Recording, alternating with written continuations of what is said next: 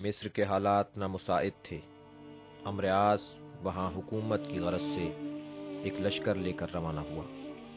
محمد ابن ابی بکر نے امر عاص کے لشکر سے مقابلہ کرنے کے لیے مرکزی حکومت سے مدد مانگی، لیکن افسوس اس بار پھر اہل کوفہ نے بے وفائی کی اور حضرت علی علیہ السلام کے حکم سے سرپیچی کی۔ حضرت علی جانتے تھے کہ امر عاص کا مقابلہ مالک اشتر جیسا انسان ہی کر سکتا ہے، لہٰذا انہیں وہاں کا حاکم بنا کر روانہ کیا۔ لیکن امر عاص کی ایک سازش نے حضرت علی کے اس پاک طینت سردار کو مصر پہنچنے سے پہلے ختم کر دیا۔ محمد ابن ابی بکر کو مالک کا مصر بھیجا جانا محسوس ہوا تو حضرت نے ایک خط کے ذریعے فرمایا، میں نے سنا ہے کہ مالک کے مصر بھیجے جانے پر تمہیں افسوس ہوا ہے۔ میں نے ایسا اس لیے نہیں کیا کہ تمہیں سست اور کاہل سمجھتا ہوں، اور نہ ہی اس لیے کہ تم سے زیادہ کام کی توقع رکھتا تھا۔ تمہیں ایسے مقام کی حکومت دوں گا جہاں تمہارا کام یہاں سے آسان ہو۔ ہم نے جس مرد مومن کو مصر روانہ کیا وہ ہماری مصلحتوں کو زیادہ سمجھتا تھا، اور دشمن کے لیے ایک برہنہ تلوار تھا، خدا اس پر رحمت نازل کرے۔ محمد، دشمن کی طرف روانہ ہو جاؤ، بصیرت سے کام لو اور جنگ کی تیاری مکمل رکھو۔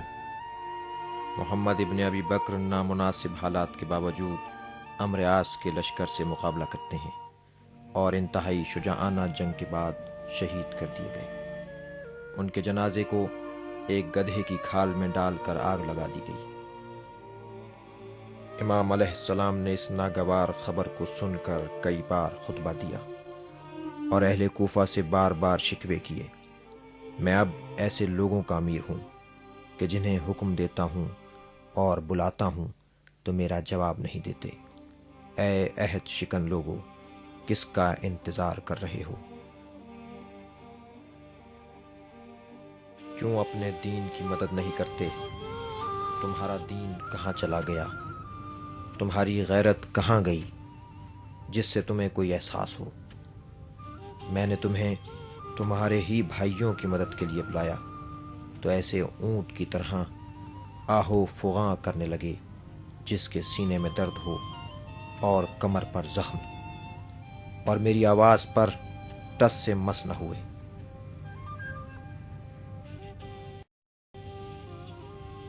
اے مرد نما بزدل لوگو، وائے ہو تم پر، لعنت ہو تم لوگوں پر۔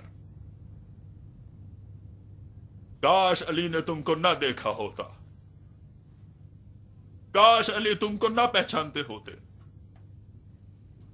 بے غیرتی کا ثبوت تم نے دے دیا۔ آنکھیں کھولو، علی چلے گئے۔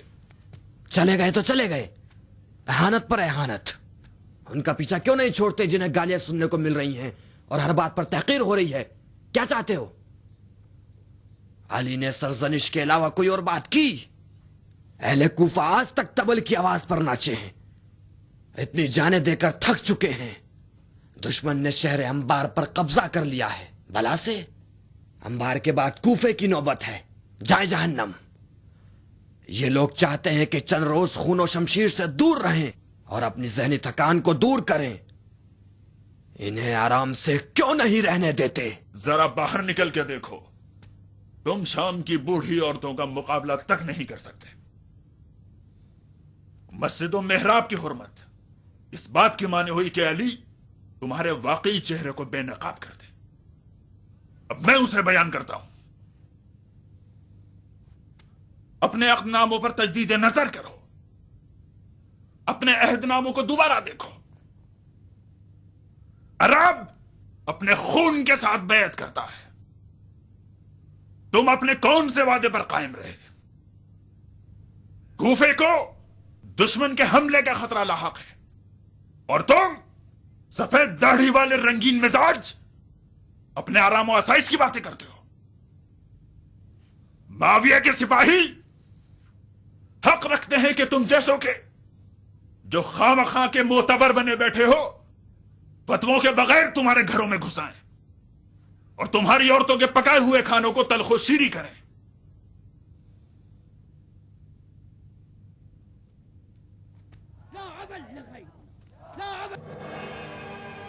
ایک طرف لشکر شام کا عراق کے مختلف شہروں پر قبضہ اور دوسری جانب امام کا بار بار خطبہ دینا سبب ہوا کہ ہزاروں رنگوں والے شیوخ اہل کوفہ کے کچھ خفتہ دل بیدار ہوئے۔ کوفیوں نے امام حسن اور امام حسین علیہم السلام کی سرداری میں نخیلہ میں لشکر منظم کیا اور بظاہر بہت سنجیدگی سے ارادہ کیا کہ اس بار سپاہ شام کو تہس نہس کر دیں گے۔ ادھر معاویہ کو اہل کوفہ سے کوئی خوف نہ تھا، بلکہ وہ انہی ایام میں خلافت کو خاندان بنی امیہ کی میراث بنانے کا سوچ رہا تھا اور یزید کی بیعت کا ماحول بنا رہا تھا۔ گویا وہ مطمئن تھا کہ اہل کوفہ کی علی کے ساتھ یہ بیعت کوئی اثر نہیں دکھائے گی۔ ادھر کوفہ نئے حالات سے نمٹنے کے لیے تیار تھا۔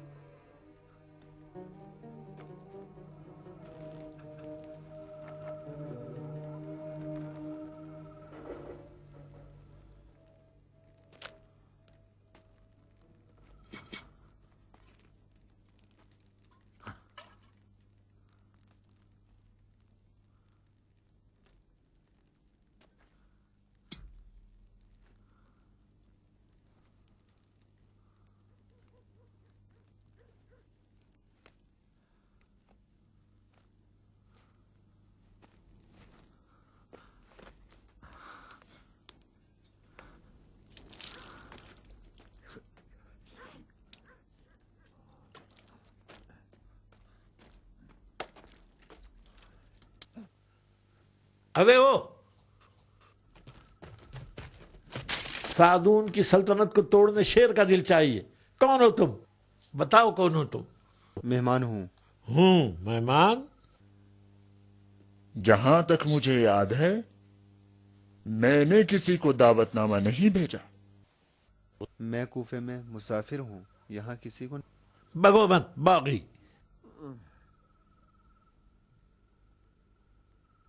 اندھے ہو جو کوفے میں خدا کو نہیں دیکھا؟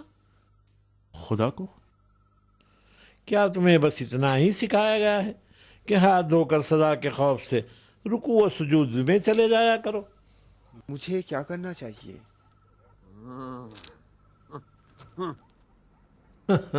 تمہیں نہیں معلوم؟